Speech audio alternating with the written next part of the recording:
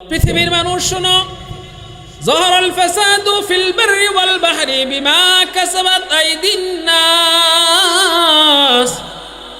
যত আপদ এবং বিপদ এবং বালা মুসিবত আসে সবগুলা তোমাদের হাতের কামাইয়ের কারণে আসে। কথা বলেন ঠিক কিনা?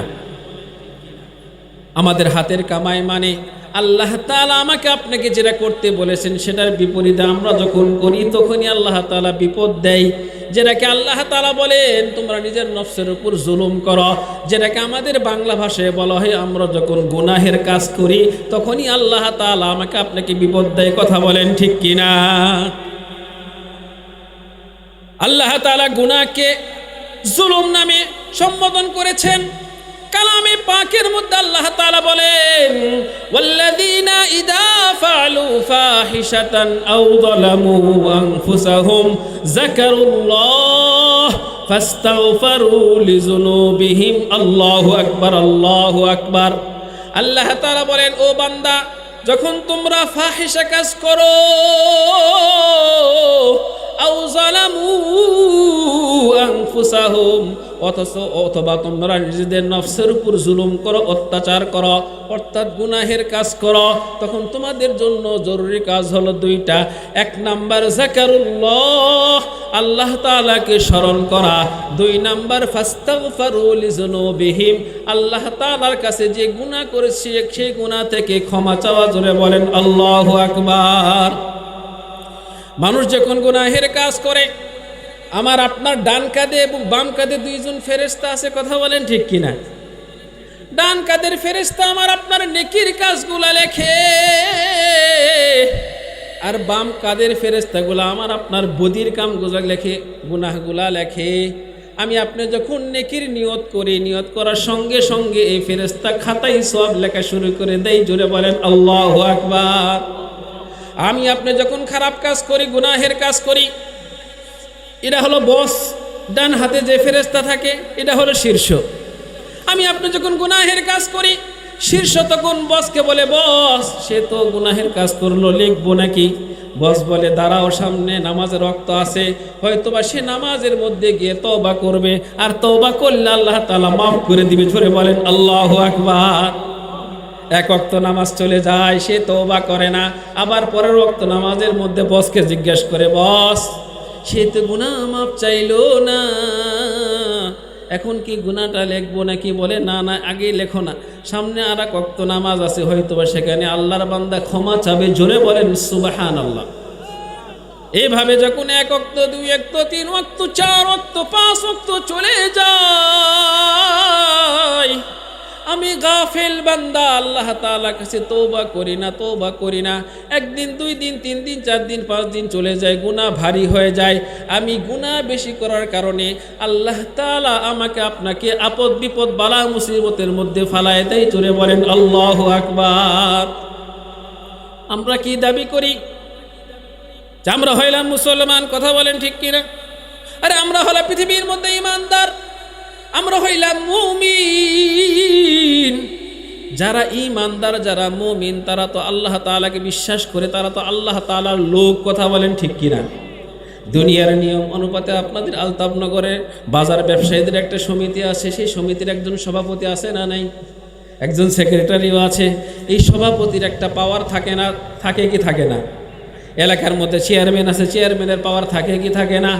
দুই থানা মিলে একজন মেয়র হবে, এমপি হবে, তার পাওয়ার থাকে কি থাকে না? এরকম ভাবে দেশের মধ্যে, দশের মধ্যে, সব জায়গাতে যারা পাওয়ারওয়ালা হয় তাদের একটা আলাদা পাওয়ার থাকে।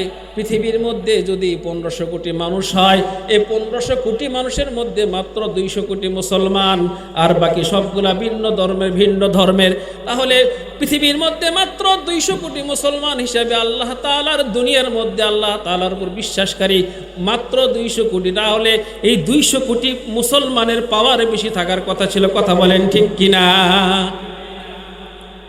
কিন্তু দেখা যায় যারাই মুমিন, যারা ঈমানদার, যারা নামাজ পড়ে, যারা জিকির করে, যারা হজ করে আসে, আল্লাহ তাআলা তাদেরকে বেশি বেশি আপদ বিপদ বালা মুসিবত দেয় কি দেয় না?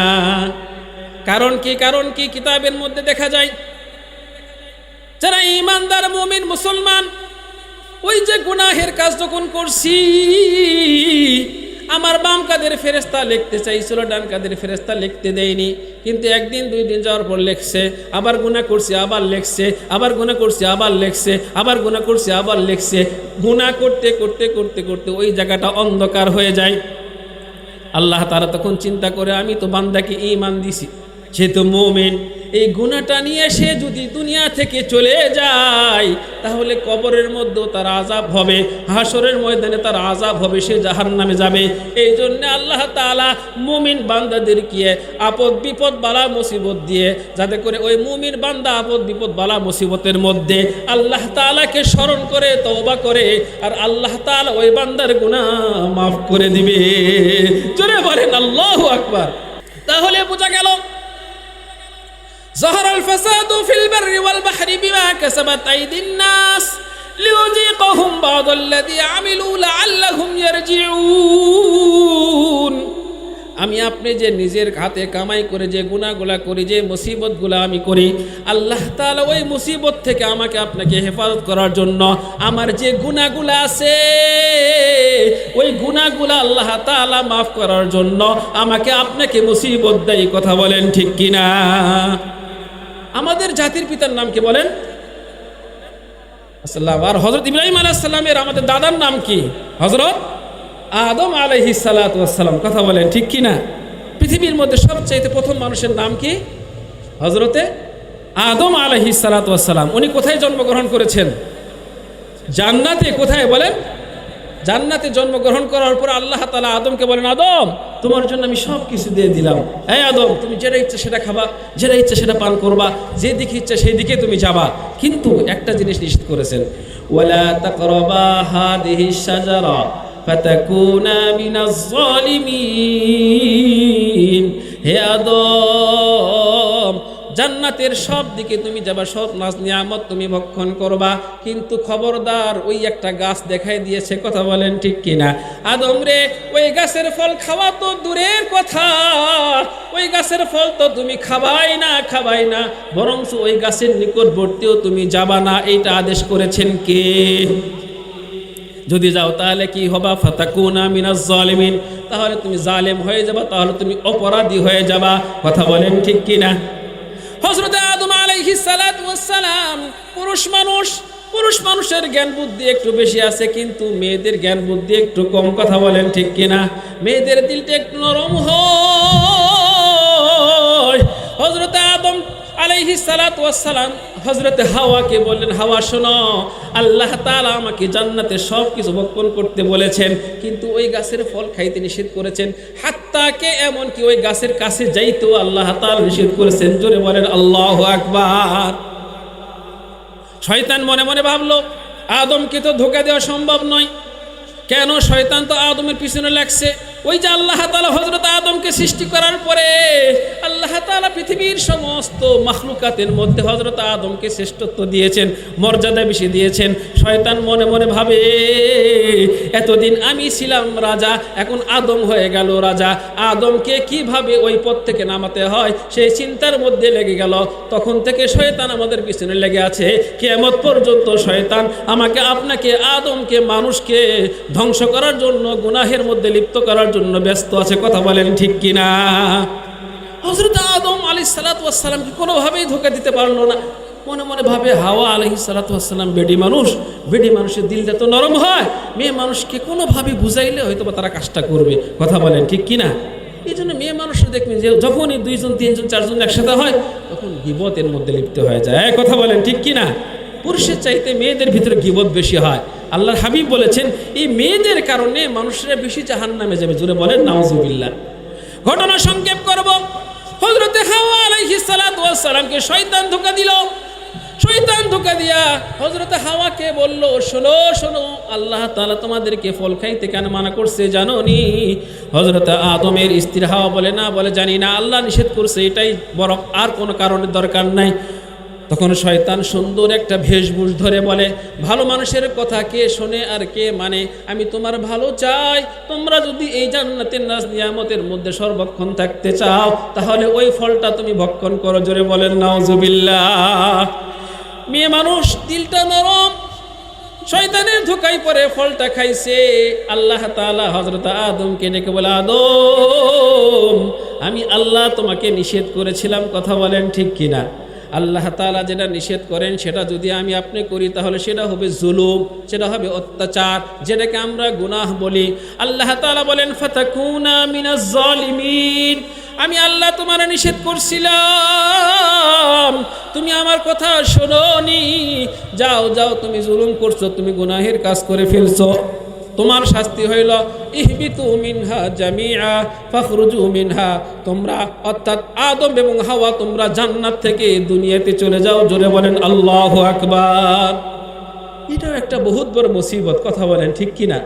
মুসিবতটা আসছে কি কারণে? আল্লাহ তাআলা নিষেধ করেছিলেন ফল খেও না, তারপরে হাওয়া আলাইহিস সালাম শয়তানের ধোঁকায় পড়ে খেয়ে ফেলছে। আল্লাহ তাআলা পরীক্ষার মধ্যে ফালাই দিলেন, বড় বিপদের মধ্যে ফালাই দিলেন। এতদিন জান্নাতের মধ্যে ছিলেন, যখন যেদিকে ইচ্ছা যেটা মন চাইছে সেটাই খাইছে। দুনিয়া কি সেরকম? দুনিয়া তো সেরকম না। হযরত হাওয়া আলাইহিস সালামকে আল্লাহ তাআলা এক জায়গায় ফালাইলেন, হযরত আদম আলাইহিস সালামকে আল্লাহ তাআলা এক জায়গায় ফালাইলেন। দুইজন দুই প্রান্তে। এত বড় মুসিবত হযরত আদমের জীবনে আর আসেনি। আল্লাহ তাআলা মুমিন বান্দাদের মুসিবত দেন, আবার মুসিবত থেকে উদ্ধারের জন্য দোয়াও শিখে দেন। জোরে বলেন আল্লাহু আকবার। আল্লাহ তাআলা হযরত আদমকে শিখিয়ে দিলেন, আদম বলো, রব্বানা যালামনা আনফুসানা ওয়া ইল্লাম তাগফির লানা ওয়া তারহামনা লানাকুনান্না মিনাল খাসিরিন। আল্লাহু আকবার বলেন, আল্লাহু আকবার।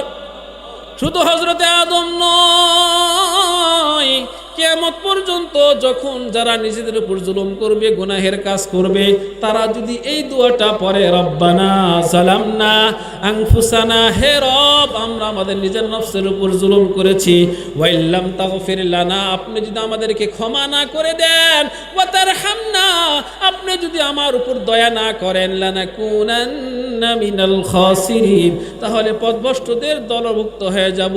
আল্লাহ তাআলা হযরত আদমকে দোয়া শিখিয়ে দিলেন, বিপদ দিয়েছেন আল্লাহ, আবার এই বিপদ থেকে উদ্ধারের দোয়াও শিখাই দিলেন আল্লাহ। জোরে বলেন সুবহানাল্লাহ। হযরত আদম আলাইহিস সালাতু ওয়াস সালাম, হযরত হাওয়া আলাইহিস সালাতু ওয়াস সালাম উভয়ে এই দোয়া পড়া শুরু করে দিলেন। এই দোয়া পড়তে পড়তে পড়তে পড়তে আল্লাহ তাআলা হযরত আদম এবং হাওয়ার ওই যে ভুলটা করেছিল সেই ভুলটা মাফ করে দিয়ে হযরত হাওয়া এবং আদমকে আরাফার ময়দানে একত্রিত করে দিলেন। জোরে বলেন আল্লাহু আকবার। পৃথিবীবাসীর কাছে মেসেজ দিল আল্লাহ তাআলা, বান্দা শোনো, পৃথিবীর শুরু থেকে শেষ পর্যন্ত তোমাদেরকে আমি মানুষ হিসেবে বানাইছি। তোমরা যারা আমার উপর ঈমান আনবা, যারা মুমিন হবা, মাঝে মাঝে গুনাহ করার কারণে তোমাদেরকে আমি আল্লাহ বিপদ দিব, মুসিবত দিব। জোরে বলেন আল্লাহু আকবার।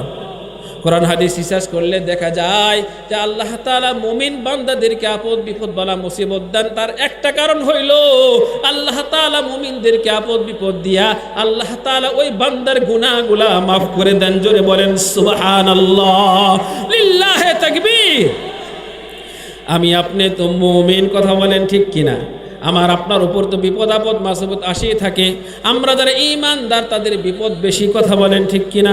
আমরা যারা মুমিন তাদের সমস্যাও বেশি।